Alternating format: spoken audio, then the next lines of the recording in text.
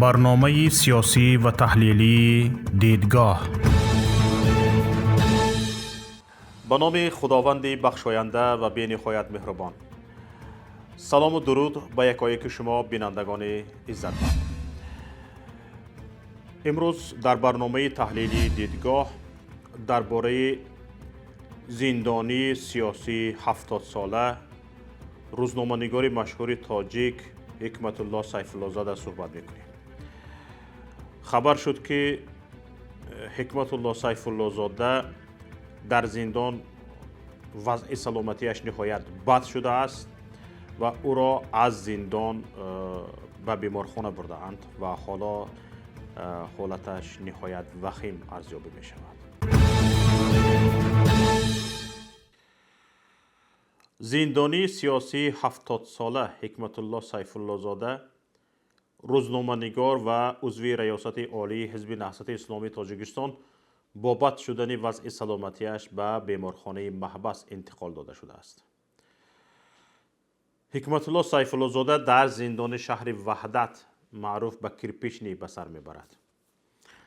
به گفته همسرش بستری شدن سیف الله زاده روز 29 مارس اتفاق افتاده است. همسرش فراغت سنگینووا به رادیوی آزادی گفته است شوهرش از بیماری قلب رنج میکشد و این نوبت در پی خروجی همین بیماری به شفاخانه برده شده است. سنگینووا میگوید روز جمعه هفته گذشته باید توسط تلفن مؤسسه به من زنگ میزدند. همین کار را سیف الله زاده یعنی زنگ زدند به همسرش را هر هفته روز جمعه میکرده است، زنگ میزده است و حدود 1 دقیقه آنها صحبت میکردند. اما جمعه هفته گذشته حکمت الله سیف الله زاده به همسرشان فراغت سنگینووا زنگ نزدند و البته همسرشان خواطر شده روز دوشنبه به مؤسسه یعنی همون زندان میروند و در زندان میگویند که وضع سیف الله زاده بد شده است و به بیمارخانه زندان برده‌اند. همسر حکمت الله سیف الله زاده فراغت سنگینووا میگوید مسئولان زندان گفتند که شوهرش اول تبابت قلب گرفته بعد از سپردن تشخیص به جراحی آماده می شود. این باری اول نیست. تماشابینان گرامی، قبلا هم همسر حکمت الله سیف الله زاده از وضع سلامتی شوهرش نگرانی کرده بود. او گفته بود شوهرش پس از گرفتاری به کرونا ویروس در زندان حال خوب ندارد و خانواده نیز بنابر تنگدستی نمی توانند به او کمک کنند. به گفت سنگینووا برای خریدن داروهای شوهرش در 1 ماه تا 200 سومانی و برای طبابتش در هر 3 ماه حدودی 1,500 سومانی لازم است که این مبلغ را ندارند. برای چی امروز من در این باره گپ میزنم تماشابینان عزیز؟ برای آنکه در تاجیکستان 1 نفر زندان شد، البته زندانی سیاسی. تمام اهل عائله‌اش در خانه‌شان زندان میشوند و 1 نفر در زندان اگر جبر و ظلم بیند او را از آزادی محروم کرده‌اند. اهل عائله‌اش را از حق حقوق شهروند بودن محروم میکنند.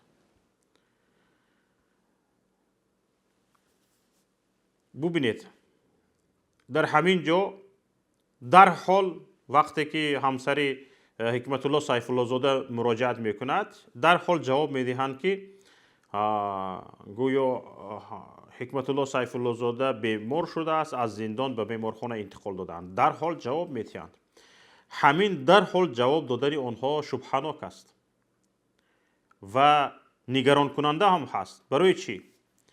تجربه ها نشان دادند که مقامات تا حد امکان کوشش میکنند بیماری زندانیان به خصوص زندانیان سیاسی را پنهان دارند. اما به سنگینووا همسر حکمت الله سیف الله زاده گفتند که در اولین پرسش او پاسخ داده و همچنین اعلان کردند که سیفالله زاده را به جراحی آماده میکنند. 2 هفته قبل، دقیق ترش 17 مارت، گروهی از خویشاوندان زندانیان سیاسی با نوشتن عریضه به وکالتدار حقوق انسان در تاجیکستان یعنی امبودسمن خواسته بودند که امبودسمن شرح بدهد که آیا گرفتن کمک مالی از فرزندانشان در خارج جنایت به حساب می رود یا نه. در عریضه که زیر آن فراغت سنگینووا همسری حکمت الله سیفالله زاده، ساورینیسا جورابیکووا همسری محمد علی حیید، ولامت ابراهیم زاده همسری رحمت الله رجب، ریزگل رازقووا همسری زبیدالله رازق امضا گذاشته بودند و به دفتر امبودسمن امید بابازاده عریضه خود را سپرده بودند. در این عریضه گفته شده است که از شما خواهش میکردیم که به ما فهمانده شود که آیا ما در حقیقت بر اساس یگان سند یا حجت قانونی از گرفتن مبلغ‌های کمک پولی خارجی محرومیم یا نه. آیا به ما ارسال نمودن کمک پولی برای آن کسانی که به ما آن را روان میکنند این جنایت است یا نه. این نامه همان روزی نوشته شدنش به اداره وکالتداری حقوق انسان در تاجیکستان سپرده شده. نسخه های آن به عنوان وزیر امور داخلی، دادستانی کل و رئیس کمیته امنیتی ملی فرستاده شده است. تماشابینان گرامی، خانواده های زندانیان سیاسی به مشکل گرفتار شدند که می شود آن را گروسنکوشی از جانب رژیم نامید. ببینید در تاجیکستان شرایط چه خیلی است. پیوندان زندانی سیاسی در تاجیکستان یگان جا به کار قبول نمی کنند. اگر یکی از پیوندانت زندانی سیاسی باشد یگان جا به کار قبول نمی کند. در بازار سودا میکنی به سر 100 بلا رو میبیارند. دکان میکشایی همین قدر بالات تضییق و فشار میبیارند که خودت مجبور میشوی در دکانت را ببندی. خودشان کمک نمی کنند. حکومت تماما کمک نمی کند. برعکس تا چه اندازه میتواند به پیوندان زندانیان سیاسی فشار بیاورد. در همین حال در زندان مبلغ طلب میکنند، به دارو مبلغ طلب میکنند، حتی به آب مبلغ طلب میکنند، حتی برای نماز خواندن مبلغ طلب میکنند. مسئولان زندانبان ها اسلوب دارند. پول هر ماه فلان قدر پول آمده استاد، به طهارت کنی به نمازخانه اجازت است، پول نبیاید اجازت نیست. حتی با پول جان خود را میخری در زندان. این پول از کجا باید برود؟ این پول باید از پیوندان باید برود. و حالا ببینید حال پیوندان زندانیان سیاسی در چه حال است. اکثریتشان خانه های خود را فروختند، کم کم کم پولی آن را داده شدند. دار و مدار خود چیزی که داشتند، ماشین داشتند، یگان اموال غیر منقول داشتند و ها کذاها، جهازهای خود را فروخته شدند برای آنکه اکثریتشان را کار کردن نمیمونند. در همین حال اگر از خارج فرزندان آنها مبلغ فرستاند، آنها را متهم به آن میکنند که آنها از خارج، یعنی از نفرانی که در خارج پناهنده شدند کمک گرفتند. این جنایت است و آنها را به جوابگری میکشند. ببینید تماشابینان گرامی، همین طوری که گفتم بیشتری این پیوندان زندانیان سیاسی که سرور خانوادهشان زندانی و فرزندانشان در خارج پناهنده شدند به کمک مالی احتیاج دارند، اما مقامات گرفتن کمک از فرزندانشان را به شدت تعقیب میکنند. علیه نزدیکان آنها که در خارج پناهنده اند با اتهام تروریسم پرونده باز شده است و گرفتن کمک از آنها را مقامات چون همکاری با تروریستان قلمداد میکنند. انصارالدین رازقوف فرزند زندانی سیاسی زبیدالله رازق یادتان هست؟ وقتی از برادری پناهنده‌اش کمک گرفت با اتهام همکاری با حزب نهضت اسلامی تاجیکستان به 5 سال زندان محکوم شد.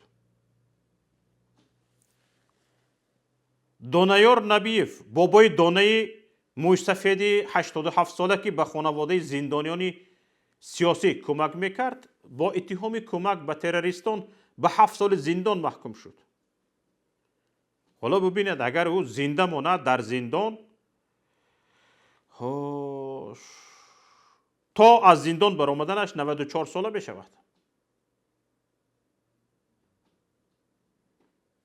حالا خود پناهندگان اعضای خانواده زندانیان سیاسی میگویند از بیم آنکه خانواده اشان را به جوابگری جنایی نکشند از فرستادن پول خودداری میکنند. ببینید یک پناهنده سیاسی در اروپا کار میکند، پول به دست میآورد تا خودش و پیوندانش را کمک کند، نمیمونند کمک کردن، خودشان کمک نمیکنند، جای کار تامین نمیکنند و نمیمونند که از خارج کمک گیرند. چیکار کند آنها؟ به گرسنگی بمیرد؟ این چی است؟ یعنی کشتنی به تدریج است. یعنی یک نفر را همین خیل به حال خودش میمونی، نمیمونی که برای شکمش نان بیابد، نمیمونی که برای تنش لباس یابد. چیکار میکند؟ آهسته آهسته آهسته مرده میرود. همین خیل به تدریج عذاب کشان عذابی نارسایی کشیده کشیده مرده میرود. آخر تو که به تو معقول نشده است، به سیاستت راست نامده است، همه گفته های آنها بردی به زندانشان انداختی، او پیوندانش چه گناه دارند؟ یک. دویم، آخر آن که به زندان انداخته ای دیگر زبانش بسته است، دیگر بر تو خلل نمیرساند، او بیمون آخر اقلا دارو پولی برسدش. این چه ظلم است؟ با شما زبان دارین گپ میزنین. از نفری که در داخل زندان است اینقدر هراس دارید که مبادا جان میگیرد، از داخل زندان ایستاده شما را چپه میکند. اینقدر ترس دارید. مثل شما همه چند ترسویی که یک کمند ساخته، یک بند ساخته حکمرانی کرده ایستادید در یگان جای دنیا هست؟ یگان گروپی بندیت ها به اسیرشان مثل شما همین خیل ظلم را روا دیده‌اند؟ باور کنید همین اکتیوران گالیوود و بالیوود بیایند، انا همین استاد شما را، انا همین مناسبت شما را بیاموزند و یک فیلم سازند، باور کنید 2 سال 3 سال از ترند دور نمی روند، تاپ 1 و 2 3 برآمده می رود. همین فیلم درباره شما، فیلم درباره ظلم های شما، بندیتیزم شما. تماشابینان عزیز، مشکلی خانواده های زندانیان سیاسی تنها زندگی قشاقخانه‌شان نیست. تامین خوراک و لباس زندانیان هم به دوش خانواده هایشان است. سن بیشتر زندانیان سیاسی از 60 بالاست و آنها همیشه به دارو و طبابت نیاز دارند. با در نظر داشتی نرخ داروواری در تاجیکستان و رشوه‌ستانی ها در زندان ها برای رسانیدن خوراک دارو به زندانیان، حتی تصور کردن مشکل است که ده ها خانواده زندانیان سیاسی با چه مشکلاتی به سر میبرند. در عریضه خانواده زندانیان به نام وکالتدار حقوق انسان آمده است که یگانه کمکی که میتواند زندگانی ما را در یک سطح کمترین هم باشد نگه دارد، به نزدیکانی در محبس بوده امان بردن خوراکی و لباس و لوازمات طبی و اینچنین پرداخت خراجات حتمی کمونالی را تامین کند. این کمک مالیوی خویش و تبار نزدیکان و خیرخواهان در خارج کشور بوده می باشد. با گذشت 2 هفته وکالتدار حقوق انسان به نامه خانواده زندانیان هنوز پاسخ نداده است و معلوم نیست کی پاسخ میدهد و آیا در پاسخش چی خواهد گفت. حتی اگر امبودسمن گفت که این کار خلاف قانون نیست، با در نظر داشتی این که امبودسمن در تاجیکستان یک مقام رسمیاتی است، یک منیکن است و کمترین تاثیر در هیچ نهاد ندارد، آیا مقامات قدرتی و تفتیشاتی اهمیت به خلاصی امبودسمن قائل خواهند شد؟ قائل نمی شوند. حالا سیف الله زاده با بیماری قلب در بیمارستان بستری شده است و نیاز به دارو و طبابت دارد. معلوم است که زندانبان ها حتی یک سوزن دارو را بپول نخواهند داد. درست است؟ این حالت را کسانی میدونند که پیوندشان در زندان است.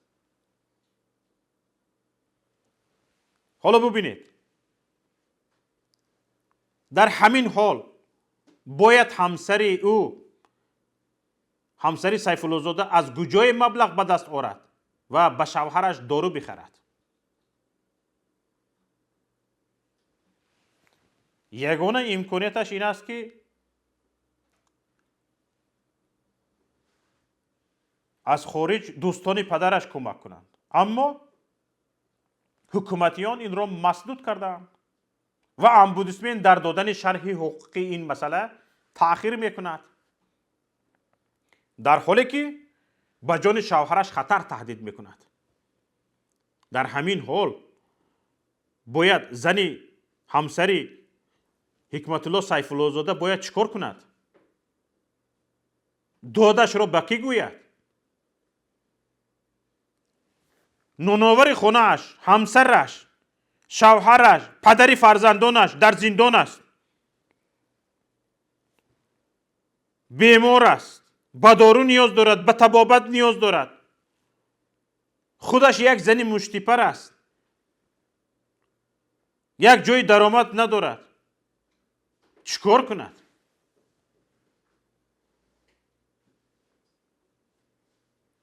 چیکار کند؟ حتی اگر وکالتدار حقوق انسان پاسخ داد که گرفتن کمک از نزدیکانی در خارج بوده برای خانواده های زندانی ها جرم نیست، این مشکل را حل نمی کند. زندانیانی هستند که مثل قیام الدین عوض و عبدالقاهر دولت کسی در خارج ندارند تا به خانواده های آنها کمک کنند. طبیعی است دوستانشان میخواهند، برادرانشان میخواهند به آنها کمک کنند. من همچون شاگرد میخواهم به آنها کمک کنم. اما حالا به خاطر با مشکل روبرو نکردن آنها از ارسال پول خودداری میشود. این خانواده ها باید چیکار کنند؟ چیکار کنند؟ مقامات شرح نمیدهند که حتی اگر زندانیان سیاسی گناهکارند، خانواده، زن فرزندان آنها چه گناه دارند که باید عذاب گرسنگی کشند؟ چه گناه دارند؟ حالا که بیگناه نانآور خانواده را بردید کنج زندانش کردید تا به سیاست شما خلل نرساند. گناهش تنها این بود که با شما هم اندیشه نبود، اما غیر قانونی هیچ کاری نکرده است. ظالمان خودتان میدونید که به خاطر به سیاستتان، به این سیاست پلیدتان، به خاطر خلل وارد نشدن بردید آنها را کنج زندان کرده، زبانشان را بستید. بگذار. اما پیوندانی آنها چی گناه دارند؟ باید آنها عذاب گرسنگی بکشند؟ جز این که آنها به کمبودی همیشگی مبلغ روبرو هستند، مقامات امنیتی و انتظامی همیشه تعقیبشان میکنند و مجبور میسازند علیه پیوندان زندانیان سیاسی یا فراری خود اظهارات دهند. یادتان هست سال گذشته مقامات فرزانه سیف الله زاده، دختری حکمت الله سیف الله زاده را مجبور کرده بودند علیه پدرش صحبت کند. علیه پدرش صحبت کند. این نوار را گوساله های فرمی جواب پهن کردند. اما بعد انتقاد شدید جامعه آن نوار حذف کرده شد. نیلوفر رجبوه، دختر زندانی سیاسی دیگر، تنها به همین خاطر که فرزند رحمت الله رجب است بارها مورد تعقیب، تحقیر و حتی تهدید به تجاوز قرار گرفته است. یادتان هست 14 دکبر سال 2019 نیلوفر رجبوه همراه با 10 زن دیگر از طرف نمایندگان چند مقامات دولتی بازداشت شده به شعبه وزارت کارهای داخلی ناحیه سینا 2 برده شده بود. معاون سردار این شعبه استمزاده مشرف استمی بعد درک یافتن از این که نیلوفر خواهر شهرتی رحمت الله و دختر رحمت الله رجب است، او را تحقیر، لط و کوب و تهدید به تجاوز کرد. این بدبخت.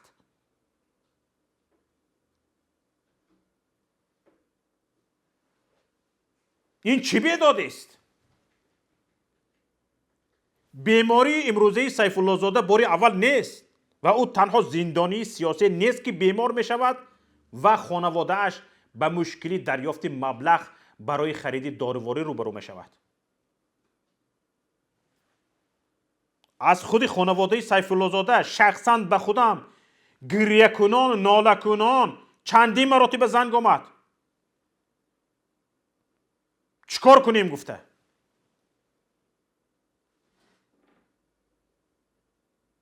چیکار کنم؟ به کجا روم؟ دادم را به کی گویم گفته.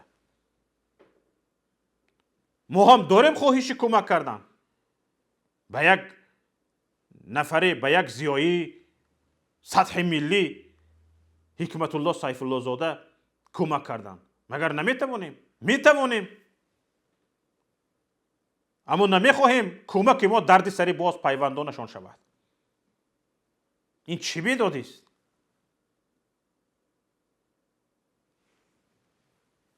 قبلا هم سیف الله زاده و هم دیگر زندانیان سیاسی مبتلای بیماری ها شده با این مشکل روبرو شده بودند. مشکلی که باید مقامات تاجیکستان هرچی زودتر راهش را پیدا کنند تا به نامشان در تاریخ تمغه گروسنکوش ضم کرده نشود. این بود تماشابینان عزیز برنامه امروزه دیدگاه. امیدوارم یک شما این مسئله را پیگیری میکنید. دوستان عزیز، تماشابینان گرامی، در این مسئله ها بی‌طرف نباشید. ببینید هر کی دیگر اندیش است، هر کی یک فکر آزاد دارد، یک اندیشه آزاد دارد، اینها میخواهند انمیخیل دهان و زبانش را ببندند، از هر کجای باشد بدزدند، بربایند، ببرند، به کنج زندانش پرتایند تا همین خیل سیاست ظالمانه، ناعادلانه و در نوبت خود ناعهده برایانه خود را پیاده کرده رفتن گیرند. لطفاً بی‌طرف نباشید. سربلند و پیروز باشید. السلام علیکم و رحمت الله و برکاته.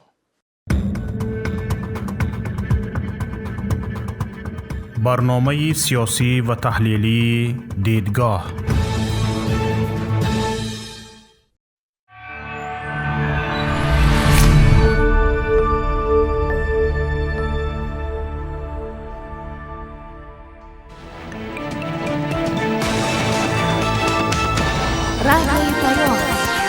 در فضای سیاست صدای جدید. رادیوی پیام. علم، فرهنگ، نوید. رادیوی پیام. مشورت، بحث، گفت و شنید. در تمام دنیا روی رسانه اینترنتی رادیو پیام نقطه نت.